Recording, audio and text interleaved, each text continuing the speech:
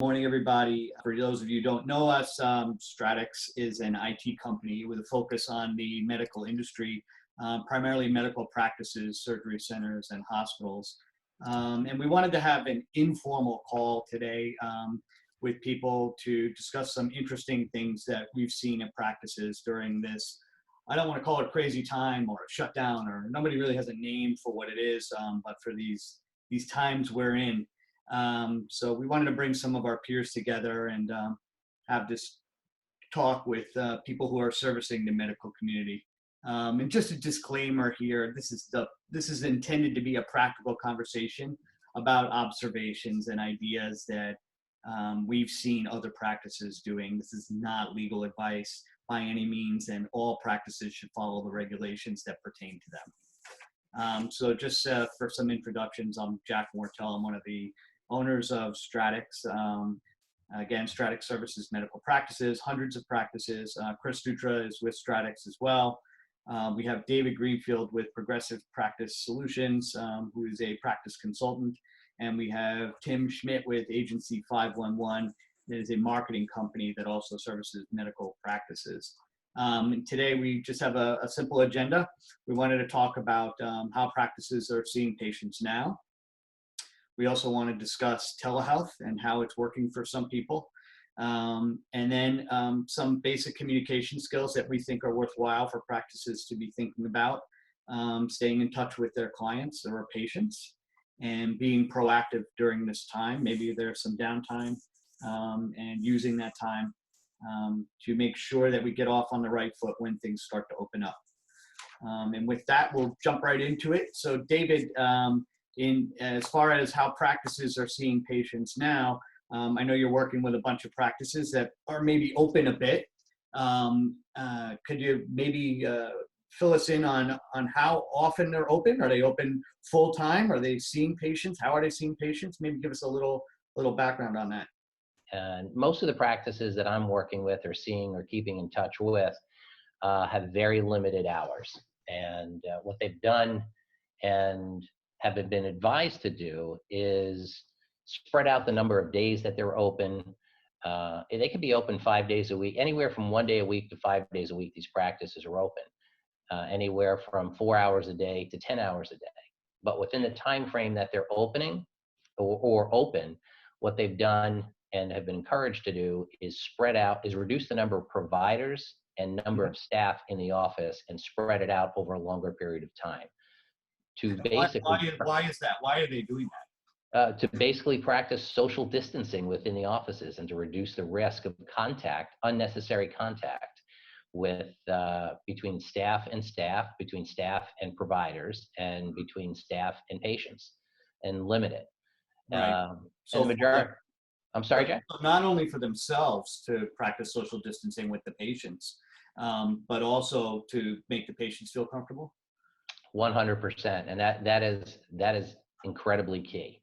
Yeah. So there's a bunch of measures that we can talk about over the next 30 minutes to an hour in terms of what practices are implementing to keep that social distancing in place, as well as protecting the well-being of not only the providers and staff, but most importantly, the community in which they service. That's the most important part of how and why they're doing and practicing with the hours they are. Right. And so, Chris, are you seeing the same thing with patients or with clients that you're talking to with limited schedule hours, or are you seeing practices that are open every day? A little of both. I've spoken to one of our clients in particular, he's open every day. He's seeing patients every day, and he's in the Queens area. But again, like David had mentioned, he's following all these rules. He's actually seeing patients in the office. He's actually going to hospitals to do procedures, emergency procedures, right? Quick procedures for him, where he's not in the hospital for an extended period of time, but he's trying to do what he can do to still service his patients. So he became a doctor to help people, and he wants to continue to help them. But, that being said, he's trying to figure out how to do it. And, with the in-person visits, he was saying, the CDC guidelines are obviously what he's following, and then, keeping the distance. He's wearing a mask. He's wearing a face shield. He's wearing gloves. He has his waiting room. Some of the doctors are rearranging their waiting rooms and changing distance between chairs, keep everybody separate, only allowing so many patients in at a time. Mhm. Believe it or not, getting rid of magazines. Something I would have never thought of. Right. But no, there's no magazines, there's no reading material, there's no brochures, there's no business cards, anything that can be touched and transfer. So it's all this different stuff that they're following and then doing, that they probably never really thought of. But so that's kind of what they're doing with the in-person visits. It's they're being advised to see patients that need to be seen. And there's folks out there with chronic illness that need to be seen, and they need to do what they can.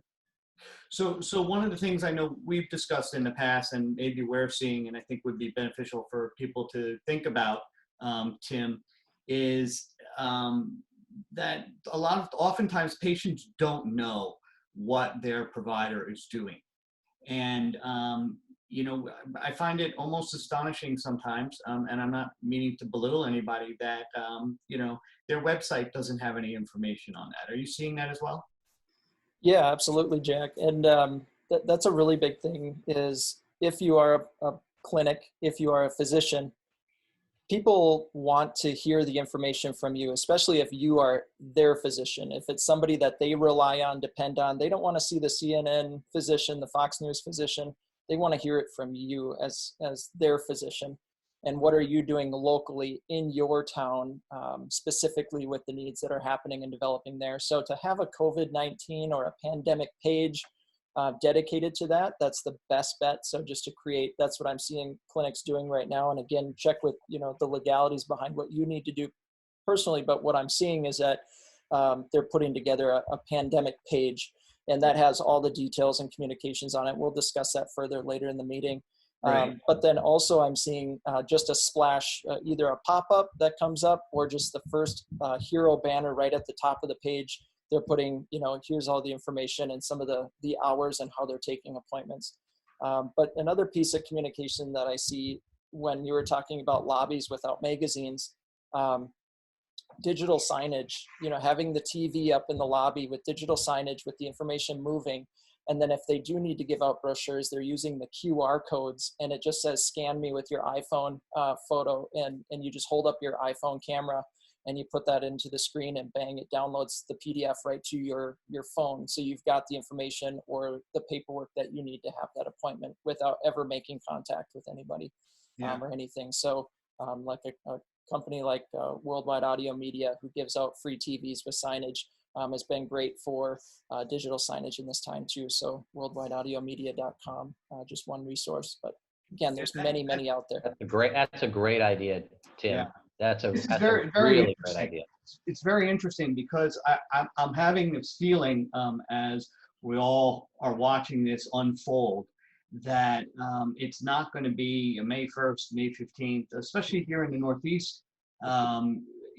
This could go on for a long time. And then the reality is, for the vulnerable communities, those over 65, those with illness, those that are going to the doctor frequently, they're uneasy. And so practices maybe need to think about not just for today and getting information to patients today, but they should probably be thinking about the future and how they're going to see patients. I have a feeling it's not going to go back to the way it was. It may in some cases, and I really truly hope it does, but it's very possible that everything is going to change and that we're not going to have packed waiting rooms with patients anymore, and that they're not going to tolerate that and they're not going to want it. Well, that's a great point, Jack. And many of the practices that I work with and are talking with on a regular basis are actually screening their patients right now in the parking lots where it's available. So not in high-rise office buildings, but in single-level storefront type medical practices. Mm-hmm. They have a dedicated personnel that's gowned up out front. And when a patient comes in, right now they're screening them. Now they're Right. screened in the process, in the appointment making process. But what they're also doing is when they come in, they'll do a quick temperature check with an infrared thermometer, and then let them in when and if they meet the criteria to come in. But the other aspect of what they're doing is they're asking them to wait in their cars or wait in the parking lot. And when your exam room is available, we'll text you, come on in, and we'll take you right into the exam room.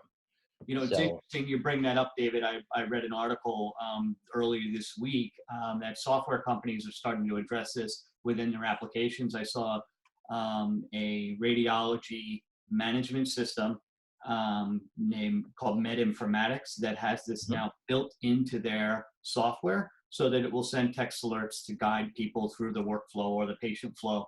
And so the patients can wait outside the building or in their car or wherever they want to go.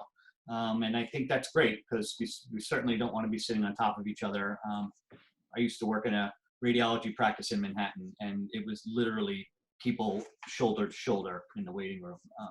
It's amazing how tight it can get. Excellent.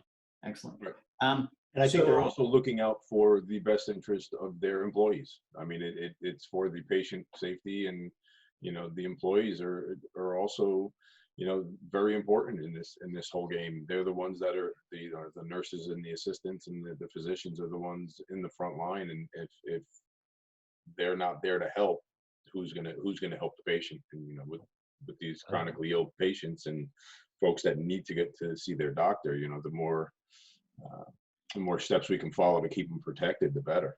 Yeah, there's a tremendous amount of anxiety amongst employees of medical practices today, and rightfully so. And questions like, why can't I be furloughed? Why do I have to come into the office? Why can't I rotate through these positions?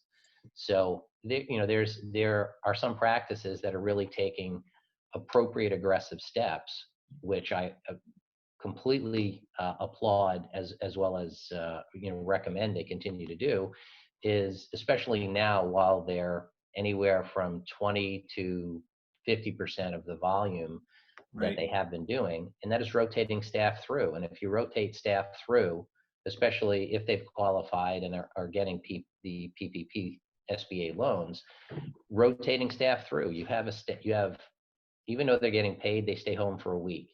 And if you think about it, that gives an employee 9 straight days off. So that's almost a complete Quarantine period. when we go on vacation, by the end of the week, you're detached. That's it. That's exactly right. So come back in and go back into that role. Well, so that goes. This poses a very big challenge for practices.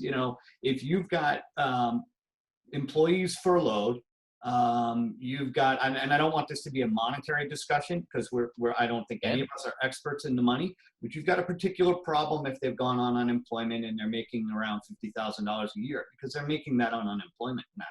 Correct. And you have to have some flexibility as hopefully your patients start to ramp back up, because patients need to see their providers. And you can put it off for a month or two typically. And again, I'm not an expert in disease management in any specialty, but people typically can put things off. So these numbers we're seeing in practices with 20 to 30% utilization, they're going to have to increase, but the practice has to be flexible in how they ramp things back up. And they have to get the message out to their patients that they can be comfortable doing it. But the employee challenge and the supplies in the personal protective equipment is a big challenge for practices today. I'm not suggesting I have answers to this, but these are things they need to be thinking about as hopefully the light at the end of the tunnel is starting to shine. And I spoke to a few docs. A few of them are seeing patients and going home after. There's a few that have, let's call middle-aged kids, 16, 18-year-old, 20-year-old kids, and a wife and a dog, and they come home and they change in the mud room and throw their stuff into a bag, and they dump that in the washing machine and jump in the shower and scrub down and sit down and eat dinner with their kids and then their family.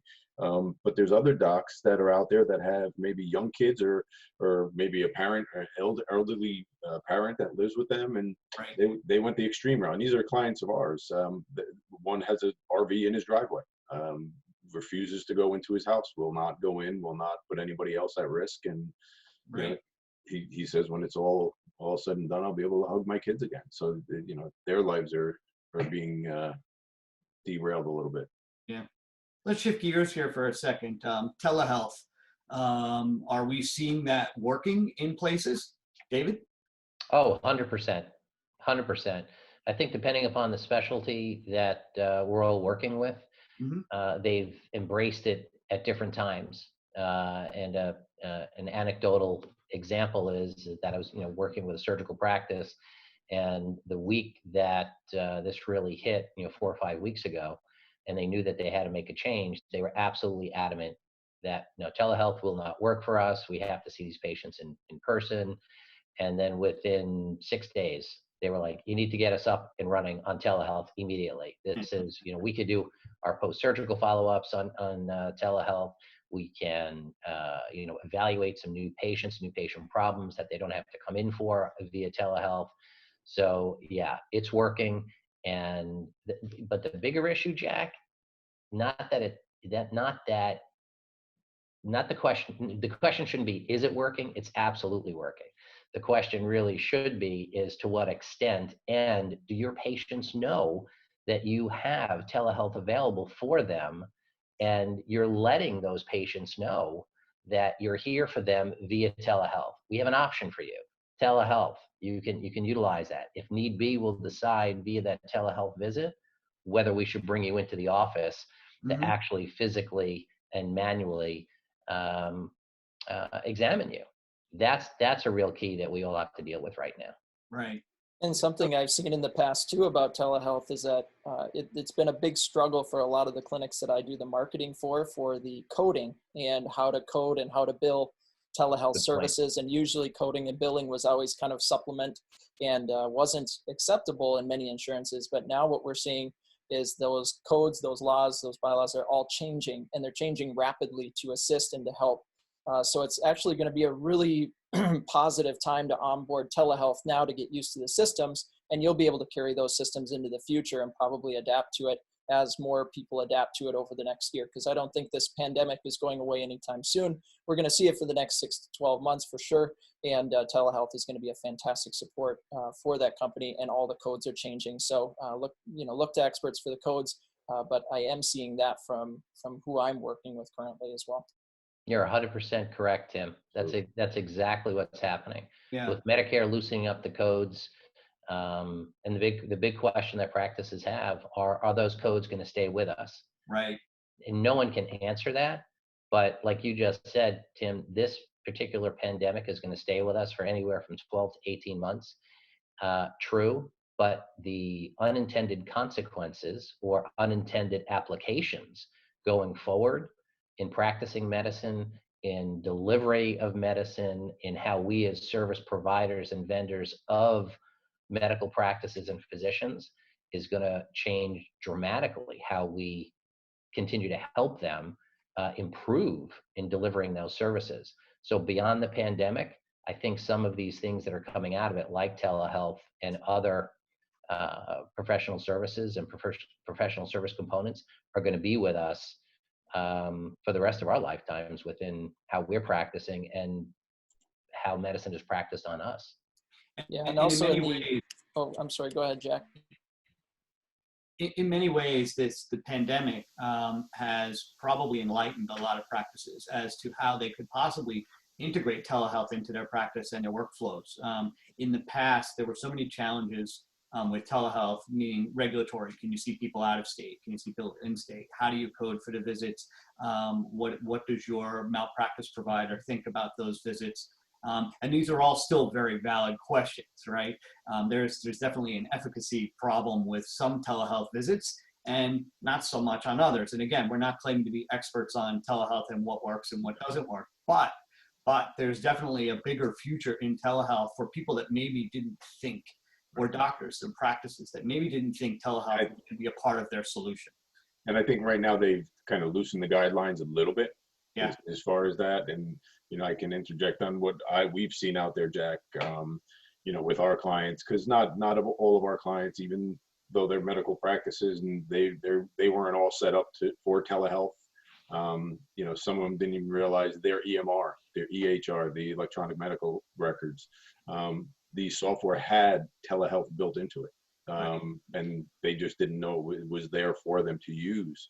And then the other ones out there, we fielded a lot of calls, and we've done a lot of helping our customers, friends, and colleagues, and partners, find a solution, and they didn't realize what was out there. And there's solutions out there. I'm not going to get into names of vendors, but there's solutions out there that are offering, a low barrier entry, basically free telehealth, HIPAA compliant, where, literally it would take us with someone halfway technical on the other end, 10 minutes, 15 minutes to set them up to be seeing patients. I'll give you a perfect, for instance, is we had a doctor call, young doctor. She's been in practice for about 6 years.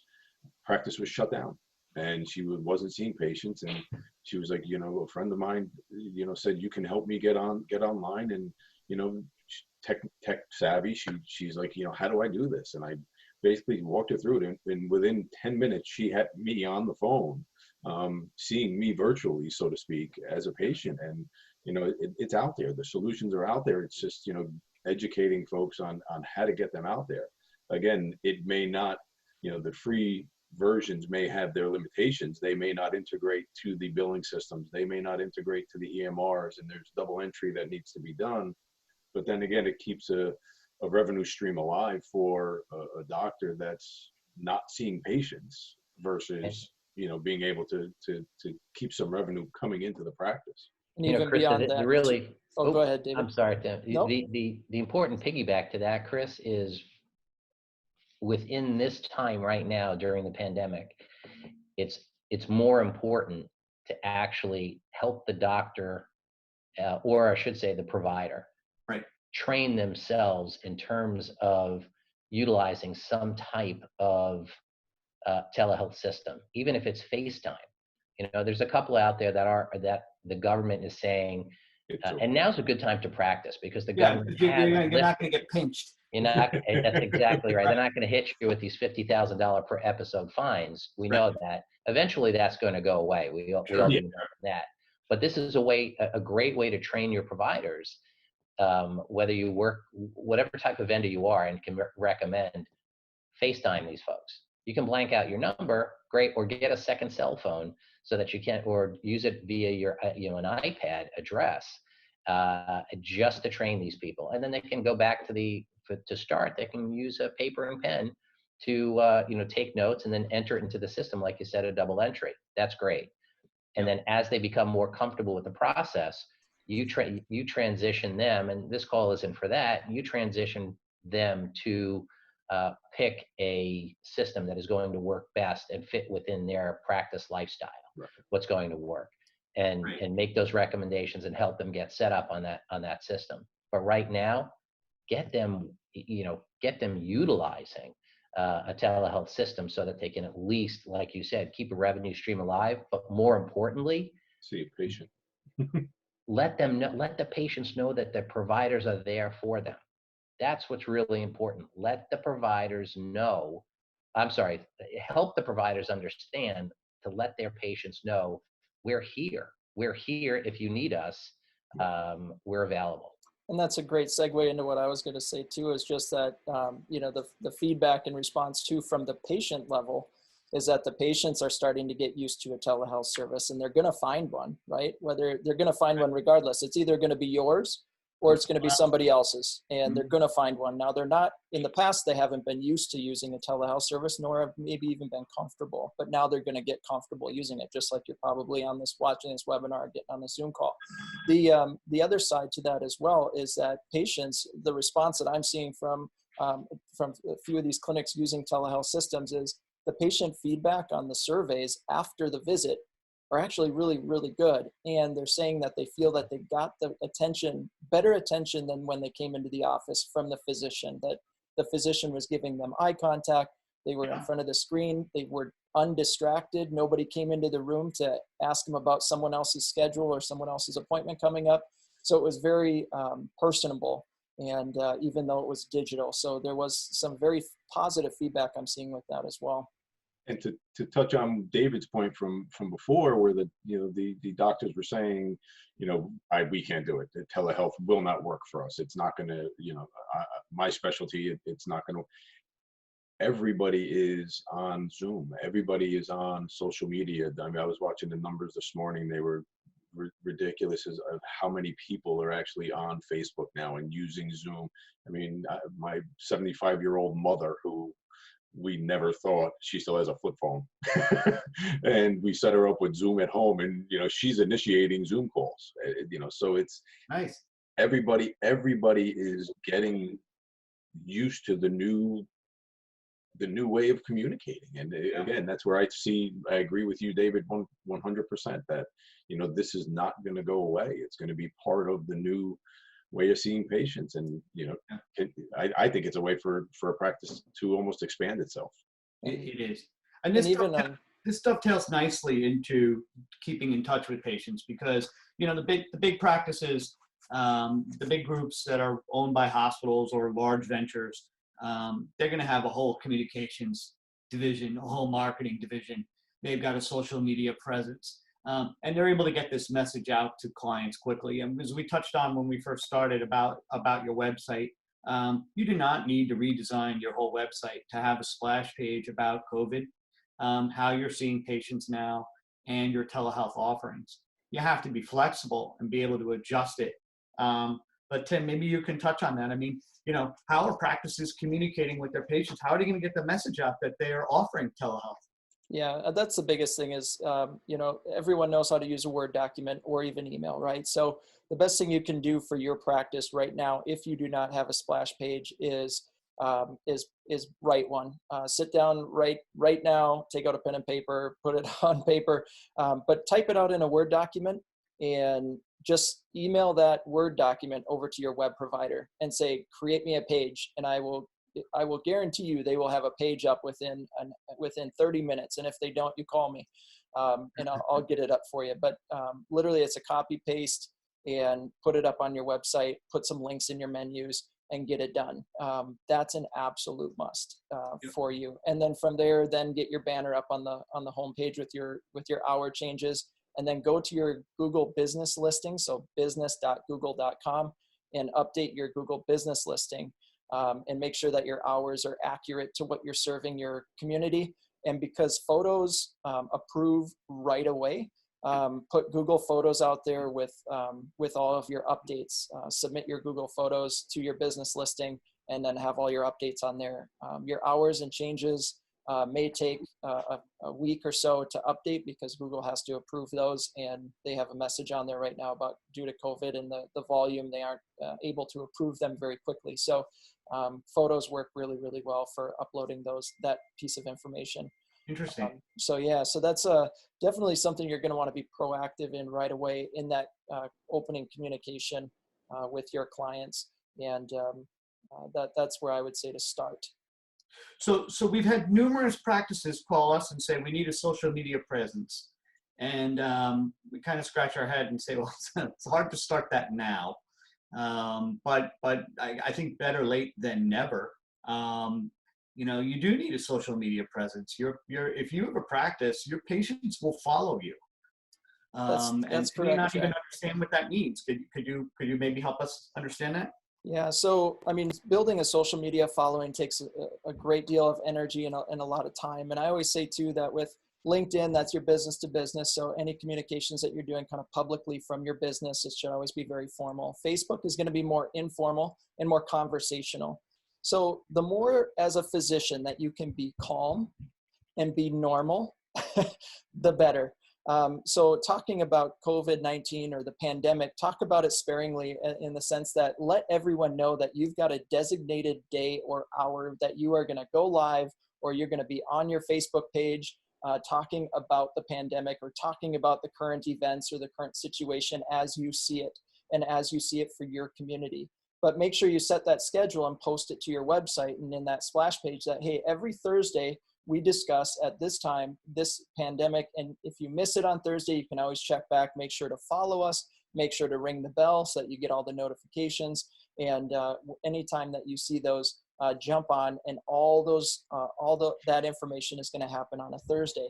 Then outside of that, you can talk about any symptoms that you're seeing people having or anything that just becomes more normal, right? So any additional information that you have about your clinic or about the community, and start to, as a hospital or as a clinic, start to highlight the heroes, the local hometown heroes. There's nothing better that you can do than to start, you're in your campaign to talk about the good that's happening, bring hope to the community, talk about the beauty that's out there, the good deeds that are happening all around you. And it doesn't have to be related to pandemic. It could just be about people smiling, or you pushing your cart through the grocery store and somebody, waved at you.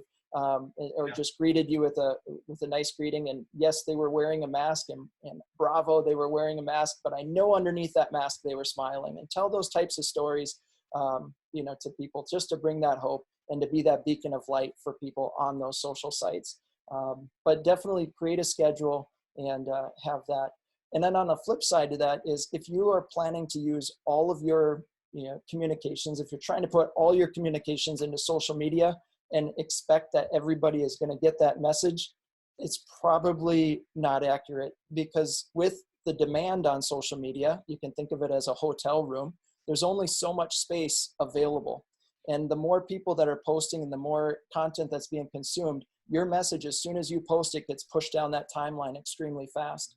So have ways to highlight that information, and use and utilize direct mail and your client list. You should be able to go into your EMR, as I'm seeing other practices doing, download your patient list, put together a direct mail piece, send out those communications to all of your patients, and let them know personally by mail that that you do those Thursday morning event chats, that your communications are live on your website, and that you're following along.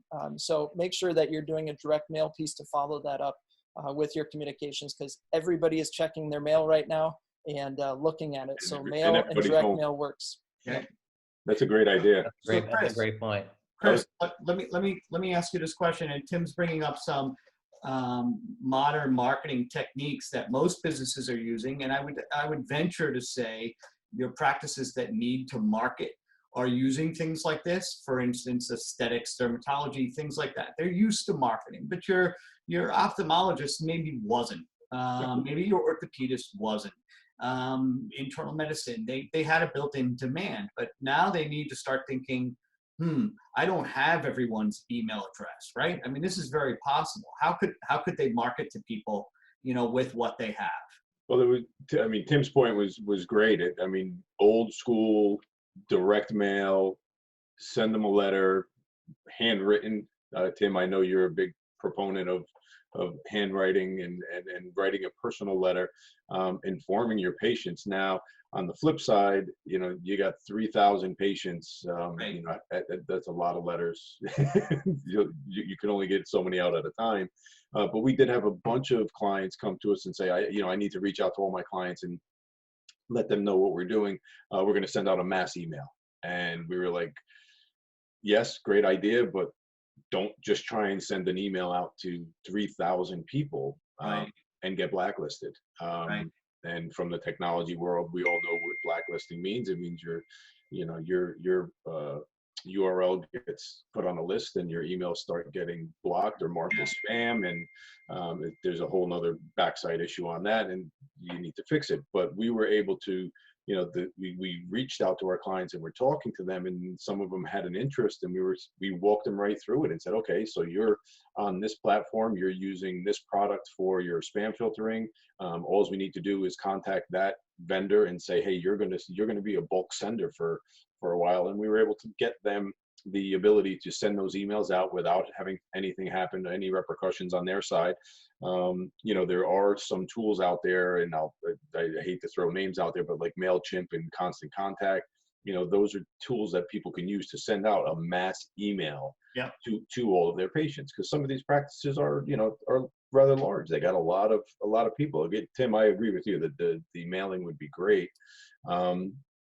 There are other options out there. There's services like your voicemail. Every person out there, people, if someone's ill, if someone's chronically ill, if someone's elderly and they're just worried about, am I positive? How do I get in touch with my doctor? They pick up the phone. And if you get the everyday, hi, you have reached XYZ practice, press 1 for this, press 2 for this, press 3 for billing, press 4 for the doctor, that's not going to work. That's where you can use your message. And there's companies out there that are doing messaging, and it's not just a voicemail where the doctor, you can reach a doctor on his cell phone, but it's basically telling the story of what they're doing now. It's the equivalent to Tim's splash page on the web page, saying, hey, directing them to the web page. Hey, we're doing telehealth.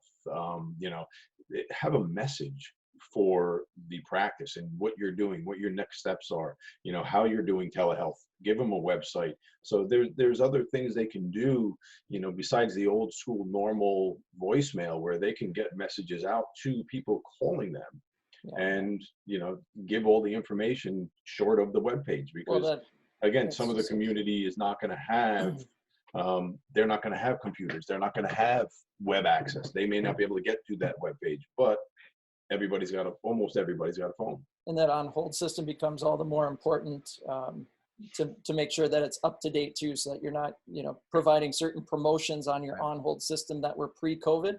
Right. And it sounds really, really odd that you're promoting certain things when you probably really aren't. So just make sure that you update your on-hold system and your voice over IP. And then with that as well, let's talk Jack, the people that aren't open, right? The clinics that are specialty clinics, specialty aesthetics, they're not open right now, or they're a non-surgical type practice. Well, hey, the best thing you can do right now is to keep marketing. Don't shut down your marketing. Yeah. And answer your phones. Make sure there is a live attendant that can answer the phone when they're calling in, so that they can answer questions. Keep that staff person hired and redirect those calls. You're going to want to be able to take those calls to eliminate confusion, or they will go somewhere else eventually. Let people know you're available. You're there. And communicate with them how you're there. But then again, if you're a specialty and people don't normally, like prior to all this, if they wouldn't normally rely on your information being about the pandemic or about COVID-19, and they're not asking for it, don't talk about it. Again, be normal. Point, don't talk about it. Let the experts talk about it. Put a resource page up on your page that if they are looking for good resources, hey, again, now you can recommend a local doctor's page or somebody else that's typically popular in the area that's supplying information that you believe in. Put those resources on your site that they can follow the greater the development corporations in your area, the chambers, whatever it might be. Point them in the right direction for COVID, but don't be the one to be addressing it and talking about it.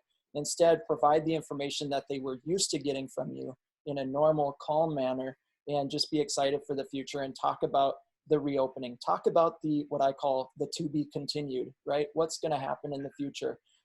What does that look like? Leave them kind of cliff hung out there saying, boy, I can't wait for this to lift, because my next step is going to be to get back in touch with physician X, Y, and Z, because man, I just love following them and they were just such a light heart. So that's one thing too, when they're not open. And I may have segued into another part here of what do you do when you're not open, but those are definitely some things that I would address and highlight. Talk about how you can solve their problems when the problem lifts.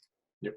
And that is a great segue, and we don't want this to go on too long. But David, if they're down right now and they're only open half-time or 25% of the time, what do you think about practices using this time to identify who they need to communicate with? I didn't hear that, Jack. Identify who they what? Who they need to communicate with. I mean, if you're a practice and you've got patients that were on the schedule and they were canceled, you've probably proactively rescheduled those patients. Right. Or maybe that's something you need to be doing. No, you're 100% right. I apologize. I didn't hear your That's okay. initial part of the question, but no, that's exactly right. Who do you need to be who do you need to be reaching out to and letting them know that you're still around and you're still thinking of them and caring for them or Right. caring about them, which is absolutely essential, especially for the surgical type practices, and the practices that are not open. Well, actually, I just hit on two different things. So you have your surgical specialty practices that are open a very limited time. Then you have some of your aesthetic type practices, just for an example, that are not open, that may have had elective procedures, both types of physician groups, that those elective procedures have been canceled and or postponed. And right now, your surgical schedulers in your office that they're not busy right now, you repurpose those positions to as key contact secretarial type. I don't like using that word, but that's kind of what they become, an assistant to the provider in terms of basically reaching out to patients that they have rescheduled or don't know when they're going to reschedule their procedures for, letting them know that Dr. Smith is available, available to take your questions, to talk to you about your procedure. Don't worry, it's not life-threatening. I know you're in a lot of pain, or Dr. Smith knows you're in a lot of pain. Maybe we can set up that televisit so that he can talk you through those things. But those are some of the positions that really need to be repurposed and start reaching out to those patients that have had their procedures rescheduled for, to be continued, to be determined, going forward. That's really who they need to be reaching out to. Great. All right, we're coming up on about 45 minutes here, so I think it's time to wrap it up.